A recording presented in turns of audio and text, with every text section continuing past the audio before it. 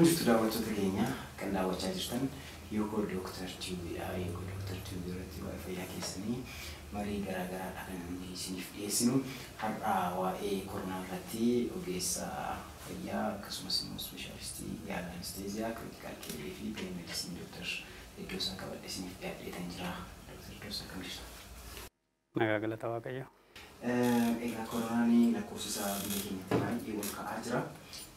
Itu koronaan biyya kana keessa seenuun dura kan uummata keenyatti baay'ee watwaataa turre. Amma immoo koronaan biyya keenya seenee lakkoofsa baay'ee ol ka'aa jira. Addunyaa irratti namoota miliyoona 5 oltu kan vaayirasii kanaan qabamanii jiru. Namoonni gara 1,400 kan du'aniiru. Biyya keenyatti immoo namni 6 du'eera. Akkasumas immoo namoonni qabamanii gara 700 siqaa jiru. 700 caaleera. Egaa of eeggannoo irratti baay'ee dubbataa turre. Mee koronaa vaayirasii kana akkamitti ilaalaa jirta? Akkasumas immoo walumaa galatti uummanni keenya eeggannoo gochaa jiru akkamitti madaala? Koronaan kun erguma akkuma addunyaattuu sodaa guddaa uumaa dhufeeti. Amma ta'e iddoo tokkotti of eeggannoo karaa miidiyaas ta'ee karaa ogeessa fayyaas karaa mootummaas wanta daddarbaa ture. Iddoo ta'e iddoo tokkotti hojiirra oolaa kan jiru jira. Iddoo tokkotti garuu ammas ofirraanfannaan ni jira. Fakkeenyaaf walitti baay'atanii taa'uun, fageenya eeggachuu dhiisuun, bakka tokkotti yeroon ilaalu immoo namni waa'ee koronaa iyyuu kan irraanfate ni jira iddoo tokkotti jechuudha. Magaalaa tokko keessatti yoo darbitee ilaalte ammallee ni hafa of eeggannoo irratti jechuudha. Bakka tokkotti immoo yoo ilaalle namni yoo soma taa'u suma waa harkaan hin qabinillee alkoolii kana yookiin saanitaayizaayir kan jennu kana amma kan dibatu jira suma waa harkaan hin qabin. Kun maal mul'isa? Waa'een koronaa keessa isaa jiraachuu mul'isa.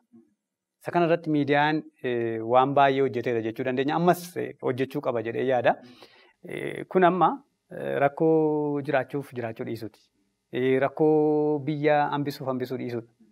Kanaaf namni tokko hafuun maatii hambisuu akkuma jedhamaa jiru maatii hambisuudha. Namni tokko qabamuun yoo of hin eegganne yoo of qabsiise maatii isaas qabsiisaa deema. Maatii isaa qabsiise jechuun naannoo qabsiise jechuudha. Naannoon sun immoo akka guutummaatti deemaa gaafa dhufu biyyattii irratti balaa hamaa rakkina hamaa fiduu danda'a.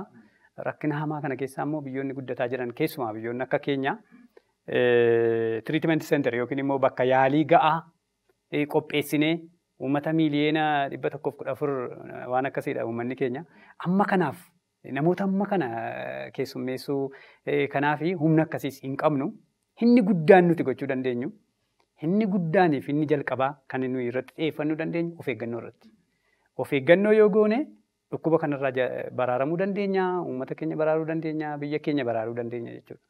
Kanaaf of eeggannoo irratti ammallee yeroo yerootti harka keenya dhiqachuudhaan, yeroo yerootti saanitaayizarii yoo qabaanne saanitaayizarii fayyadamuudhaan, bakka namni itti baay'atu deemuu dhiisuudhaan, yoo dirqama ta'e immoo yoo kan deemnu ta'e immoo haguuggii afaanii funyaanii kana fayyadamnee illee deemuu qabna. Yoo dirqama ta'ee deemne jechuudha. Haga danda'ametti garuu osoo deemuu dhiisnee hamma dhukkubni kun nurraa darbutti hamma danda'ametti osoo deemsa garmalee irraa osoo qusanne baay'ee gaariidhaan jedha.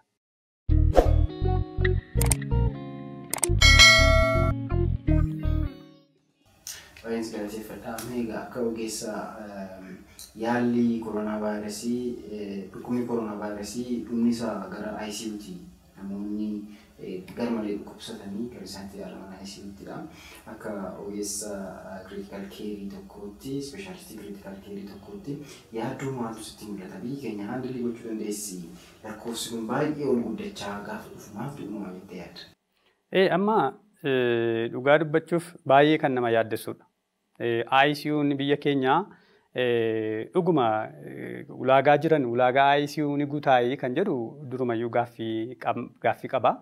Garuu amma danda'ametti osoo achi hin ga'iin dhukkuba kana hambisuudhaan kan hafe namni kun gara respiratory failure kan jennu yookiin immoo kan somba isaa dhaabu yoo ta'e honnee isaa irratti rakkina qaba yoo ta'e gara ICU'tti kan deemu yoo ta'e meeshaa baay'ee barbaachisa meeshaan ICU. Nama tokko ICU galchinee mechanical ventilator meeqatu jira kan jedhu ammallee gaaffiidha.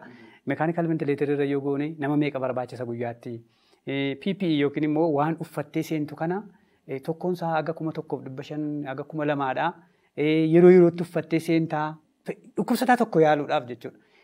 Tokko yaaluudhaaf nama 5 jaatu seenaa. Nama 5 jaatu seenaa. Isaan kun hundinuu even nama naannoo 3,500 akkan ta'aa jirudha kan dhaga'amaa jiru amma garbanii ol ka'ee jechuudha. Addunyaa irrattis barbaadamaa jira uffanni uffatamu. Innis jira akkasumas immoo infraastiraakchariin ICU keessatti qabnullee. Namtuu ga'aa miti amma utuma koronaan hin dhufinu ICU'n keenya baay'ee limited yookiin immoo xiqqoodha. Iddoon ICU's baay'ee xiqqaadha.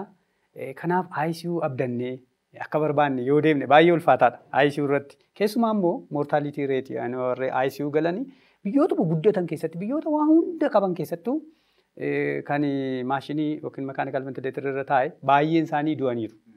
Baay'een isaanii jechuudha warri mechanical ventilator irra galan baay'ee rakkina cimaa dhukkuba hamaa keessa galan jechuudha. Kanaaf gara ICU abdachuun akkasuma barbaachisaa miti. Aga danda'ametti garuu namni ogeessi fayyaa kamiyyuu qophaa'uu danda'uu qaba.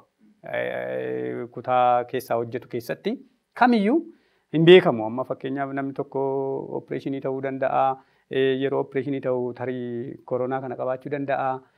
Inni opereeshinii godhu of eeggannoo gochuu qaba. Ogeessa anesteeziyaas keessumaa aerosol generation kan jedhamu yeroo general anesteeziyaa gootu tuubboo galchitu jira. Endotracheal tube kan jedhamu yeroo kanallee baay'ee carraa ogeessa fayyaatti darbuun ni jira.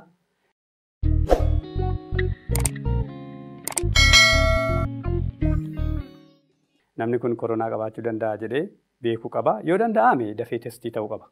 Namni opereeshiniidhaan dhufu jechuudha. Ogeessi anesteeziyaas, ogeessi inni baqaqsuu hedduus, narsoonni achi keessaa hojjetanis of eeggannoo gahaa akka qabaataniif yoo danda'ame testiin godhamee poozitiivii miti kan jedhu. Yoo poozitiivii ta'e of eeggannoo barbaachisaa ta'e gochuu. Kanaaf namoonni keenya walumaa galatti of eeggannoo gochuu qabu kanneen harka dhiqachuu, walirraa fageenya qaamaa, harka wal qabuu dhiisuu, lafa namitti baay'ate dhaquu dhiisuu, yoo danda'ame mana taa'uu kan jedhamu sana jiraachuutu irra jira jechuudha. Baay'ee si galateeffannaa. Yeroo biraa immoo mata duree biraa kaasuuf abdii guddaan qaba. Daawwattoota keenya Yookoo Tiyuubiin waa'ee fayyaa keessanii qophiin isiniif qopheessu kan har'aa kana ture chaanalii keenya subscribe godhaa. Akkasumas like godhaati namoota biraadhaaf akka inni ga'u share godhaa. Waa'ee fayyaa keessanii barumsa argadhaa. Tiyuubii keenya keessaa gaafa seentan waa'ee fayyaa keessanii barumsoota garaagaraa jira. Waa'ee dhiibbaa dhiigaa, waa'ee dhukkuba sukkaaraa, wanneen garaagaraa argattu waan ta'eef Yookoo Tiyuubii subscribe gochuudhaanii akkasiin barumsoota argattan isin gaafanna. Torban sagantaa biraatiin walitti deebina. Nagaatti.